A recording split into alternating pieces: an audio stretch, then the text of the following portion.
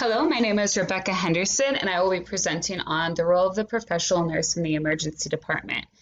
This case study takes place in a Midwest city emergency department and starts off with a 56-year-old male presenting to this Midwest emergency department prior to transfer from a rural emergency department. This patient was being seen for probable wound infection due to decreased compliance as well as immobility. For the nursing assessment for this patient, the admitting diagnosis was cellulitis and impaired wound healing, and they presented appearing pale and malnourished. The patient did report smoking 2 packs of cigarettes a day in addition to consuming a quart of vodka a day. Notable lab values for this patient included an increased white blood cell count, which confirmed the presence of an infection. The patient's hemoglobin and hematocrit were also seen to be decreased, which suggested anemia, which had been suspected as well.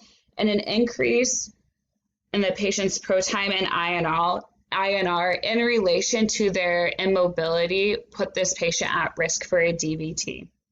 As you can see, a CT scan was done and it revealed that there was deep sacral and right ischial ulcers, cellulitis in the gluteal tissue, osteomyelitis, and right initial tuberosity of the inferior coccygeal, and then small bilateral pleural effusions, an infected stage 4 sacral decubitus ulcer, a bilateral left extremity ulcer, and lymphedema, bilateral peripheral vascular disease. This patient had had a skin graft on their coccyx a few months prior to this admission that had failed due to lack of mobility and decreased compliance and repositioning. So that wound on the coccyx and the sacral area was a stage 4. It was infected and it was tunneling. Bone was present upon inspection.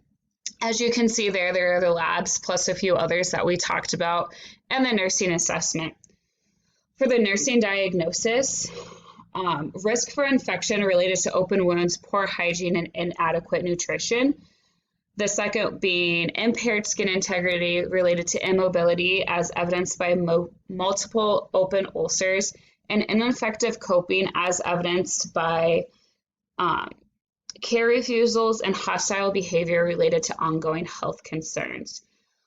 So in relation to those nursing diagnoses, there are some short-term and long-term goals that were recommended for each of those in congruence with the nurse that I was working with. These were recommended on the care plan that we submitted to the floor once this patient was admitted.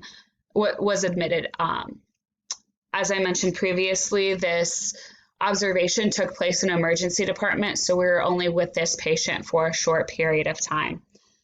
As well as for the implementation, the interventions that were suggested can be seen there, such as vancomycin and Flagyl were started for the risk of infection to decrease that infection that was there already, wound cleaning and debridement to again, decreased infection and clean the wounds to help them heal.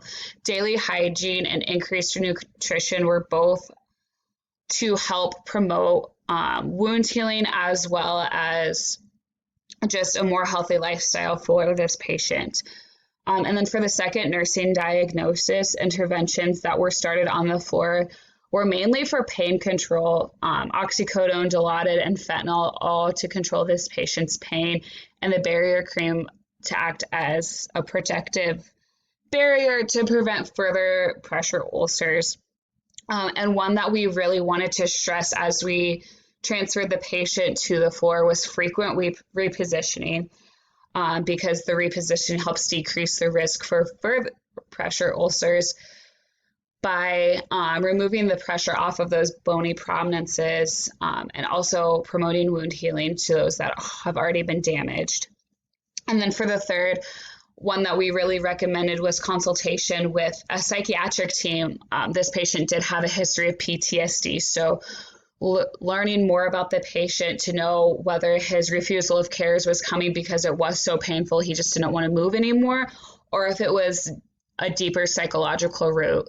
And then just compliance with those interventions, the medication regimen, and the counseling schedule was going to be huge in helping this patient comply with the rest of the implementations, excuse me. And then for evaluation, as I mentioned previously, this did take place in the emergency department, so further evaluation was not able to be seen without breaking HIPAA. So what was recommended to the floor as we transferred were the following interventions of continuing those IV antibiotics until the infection is eliminated, to continue to increase daily hygiene and wound cleaning, a consultation with PT/OT, and a psychiatric consultation. The idea or the general goal would be to have improved attitudes towards care and wound cleaning, infection control, and repositioning. The end goal was for this patient's condition to improve well enough to return to the nursing home that they came from. Further evaluation, as I mentioned, was not noted due to the transferring of the patient, but they were transferred to a medical surgical floor at this hospital for further evaluation and treatment. Thank you.